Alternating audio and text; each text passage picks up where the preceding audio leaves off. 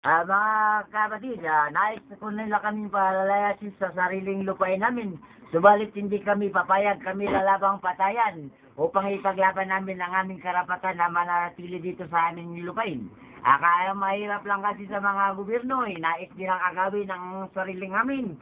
Hindi kami papayag. Nga na kami yata na si Akia. Kami nga matitinda kami na kung ano-ano para mabuhay lang, hindi pwede nila agawin ang aming lupain. Itong Mindanao, amin to. Subalit ang mga gobyerno mayayaman, nais po nilang agawin kami ng mga lupain namin.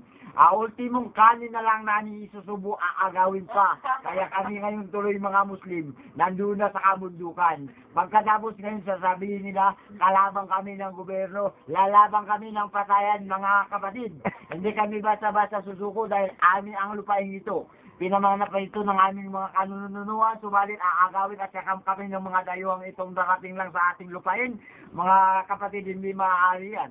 Nagmahal na ang bigas, nagtaas ng gasolina, mura pa rin ang DVD.